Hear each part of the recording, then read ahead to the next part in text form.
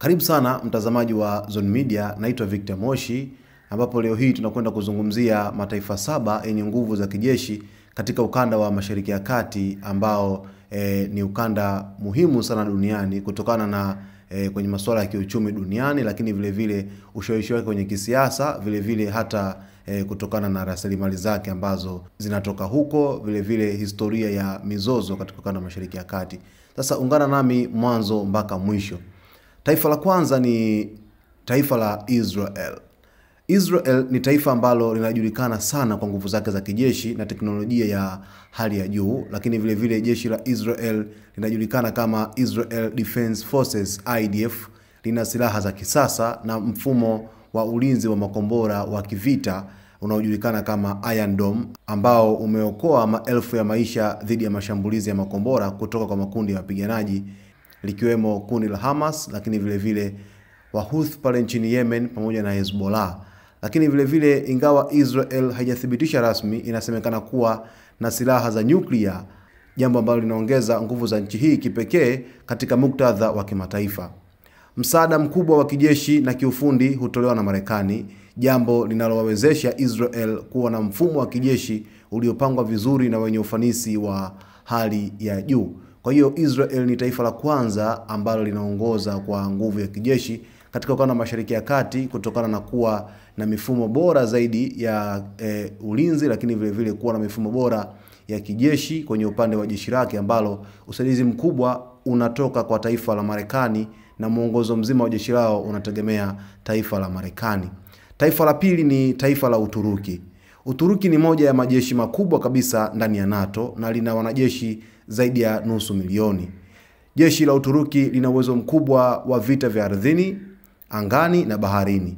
Pia lina viwanda vya silaha vya kisasa vinavyotengeneza drones na magari ya kivita yanayotumika hata katika mizozo ya Syria na Libya. Uturuki inahudumu kama nguzo muhimu katika usalama wa eneo hili, ikishirikiana na nchi za magharibi na pia kuendesha operesheni zake za kijeshi katika nchi jirani.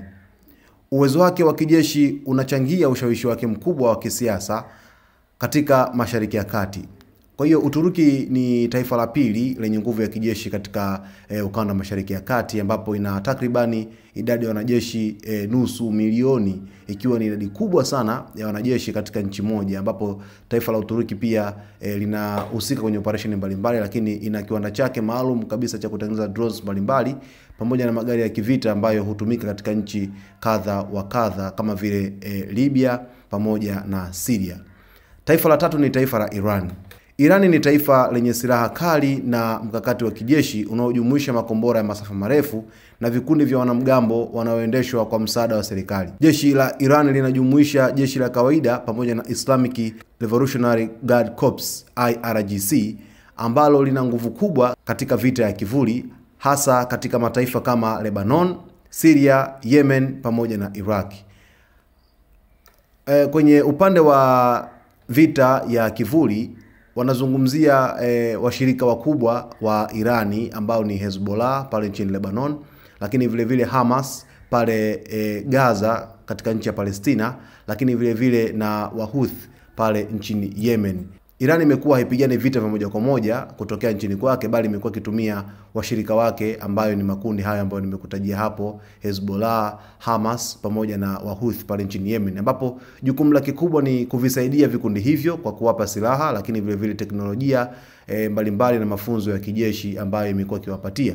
Kwa hiyo ni moja kati ya taifa ambalo linajinasibu kuwa na makombora hatari ya kusafiri masafa mafupi, masafa ya kati, vile vile na masafa marefu. Taifa la nne lenye nguvu ya kijeshi katika ukanda wa Mashariki ya Kati ni Saudi Arabia. Saudi Arabia ina moja ya bajeti kubwa zaidi duniani kwa ajili ya masuala ya kijeshi. Jeshi la Saudi linamiliki silaha za kisasa kutoka Marekani, Uingereza na Ufaransa, ikiwemo ndege za kivita kama F-15 na Eurofighter Typhoon. Jeshi hili lina uwezo mkubwa wa anga na usaidizi mkubwa wa kiteknolojia. Hata hivyo, Saudi Arabia inakumbwa na changamoto za kiutendaji, hasa katika mizozo ya Yemen ambapo vikosi vyake vinapambana dhidi ya wapiganaji wa Houthi. Licha ya changamoto hizi, Saudi Arabia bado ina nguvu kuu ya kijeshi Mashariki ya Kati kwa sababu ya rasilimali zake kubwa na nguvu za kijeshi zilizojengwa kwa kasi. Sasa Saudi Arabia ni moja kati ya nchi duniani yenye bajeti kubwa zaidi kwenye upande wa masuala ya kijeshi, kwa sababu serikali yake imewekeza bajeti kubwa zaidi kwenye mambo ya kijeshi kwa kuajiri, lakini vile vile kununua vifaa mbalimbali, kutengeneza vifaa vya kijeshi, kununua silaha mbalimbali kutoka Marekani, Uingereza na mataifa mengine, lakini vile vile kwa ajili ya kuboresha miundombinu ya kijeshi katika nchi yake. Kwa hiyo ni moja kati ya taifa ambalo limewekeza kwa kiasi kikubwa sana kwenye masuala ya kijeshi, hii nchi ya Saudi Arabia. Taifa la tano ni Misri. Misri ni moja ya majeshi makubwa Afrika na Mashariki ya Kati kwa upande wa wanajeshi. Jeshi la Misri lina uwezo mkubwa wa ardhini, angani na baharini. Linapokea msaada mkubwa kutoka Marekani, Urusi na Ufaransa. Jeshi la Misri linashiriki katika vita dhidi ya magaidi katika eneo la Sinai na lina ushawishi mkubwa katika siasa za eneo la Mashariki ya Kati na Afrika Kaskazini. Uwezo wake wa kijeshi unajumuisha ndege za kivita, meli za kivita na vikosi vya jeshi la nchi kavu. Sasa Misri ni taifa la Afrika lakini liko kanda Mashariki ya Kati ambapo lina nguvu kubwa zaidi ya kijeshi, lakini vile vile ni taifa la tano kwenye mataifa 7 yenye nguvu ya kijeshi katika ukanda wa Mashariki ya Kati. Lakini vile vile Misri ndo nchi yenye jeshi kubwa barani Afrika ikiwa na idadi kubwa zaidi ya wanajeshi kuliko nchi yoyote ile katika bara la Afrika. Taifa la 6 ni Umoja wa Falme za Kiarabu, UAE. UAE ni taifa dogo kwa ukubwa lakini lina nguvu kubwa za kijeshi zenye teknolojia ya kisasa. Jeshi la UAE linamiliki ndege za kivita kama F-16 na Mirage pamoja na drone za kisasa zinazotumika hata katika mizozo ya Yemen pamoja na Libya. UAE pia inashirikiana kwa ukaribu na Marekani na Israel katika masuala ya kiusalama, jambo ambalo limeongeza uwezo wake wa kijeshi na ushawishi wa kimkakati. Hii imemwezesha kuwa mchezaji muhimu katika mizozo ya kanda hii. Umoja wa Falme za Kiarabu ni moja kati ya taifa ambalo linamiliki ndege za kivita kama F-16, lakini vile vile linamiliki silaha nyingi na drone ambazo zinatumika katika mizozo kama ya Yemen pale pamoja na Libya. Hii nchi ya UAE ni moja kati ya taifa ambalo limewekeza kwa kiasi kikubwa sana silaha nyingi zaidi kuwa nazo, lakini vile vile ni taifa ambalo linajijenga kila siku kwenye masuala ya kijeshi na kujenga uchumi wake vizuri kabisa. Taifa la 7 ni taifa la Qatar. Qatar ni taifa linalojulikana kwa nguvu zake za anga na ushawishi wa kimkakati.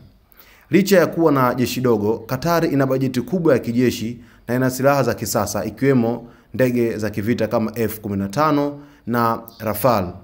Kituo cha kijeshi cha Marekani kilichoko Qatar, Al Udeid Air Base, ni miongoni mwa vituo muhimu vya kijeshi vya Marekani Mashariki ya Kati.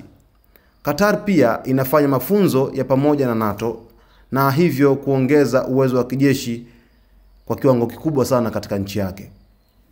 Moja kati ya bahati kubwa ambayo Qatar wameweza kuipata ni kufanya mafunzo wanajeshi wake pamoja na wanajeshi wa Marekani.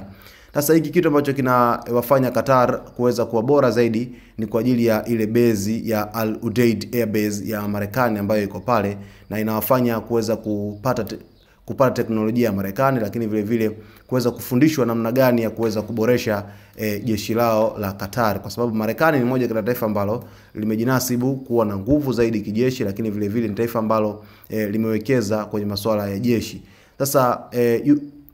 Sasa Qatar anafaidika kupitia uwepo wa bezi hii, na moja kati ya taifa ambalo lina nguvu za kijeshi katika Mashariki ya Kati. Lakini Mashariki ya Kati ni eneo ambalo lina mchanganyiko wa mataifa yenye nguvu kubwa za kijeshi, kila moja likiwa na sifa zake za kipekee na changamoto zake. Mataifa haya 7 yanachukua nafasi kuu katika kusimamia usalama wa eneo hili, na ushawishi wao unaathiri siasa za dunia kwa ujumla. Kwa hiyo ukizungumzia Mashariki ya Kati kwa hivi sasa unazungumzia mataifa ambayo yana nguvu za kijeshi kwa kiasi kikubwa sana, ambapo kuna Israel kama taifa la kwanza, lakini kuna Uturuki kama taifa la pili, kuna Irani, kuna Saudi Arabia, kuna Misri, kuna Umoja wa Falme za Kiarabu UAE, kuna Qatar. Kwa hiyo haya ni mataifa 7, japokuwa kuna mataifa takribani 17 mpaka 18 Mashariki ya Kati, yakiwa ni mataifa ambayo yako ukanda wa kati wa mashariki mwa dunia. Kwa hiyo mtazamaji wa Zone Media, sina shaka utakuwa umefahamu kwamba ni mataifa gani 7 yenye nguvu za kijeshi katika Mashariki ya Kati. Kwa taarifa zetu zijazo, basi nikusihi usiache kusubscribe channel yetu, lakini kulike video zetu, kucomment pamoja na kushare. Naitwa Victor Moshi.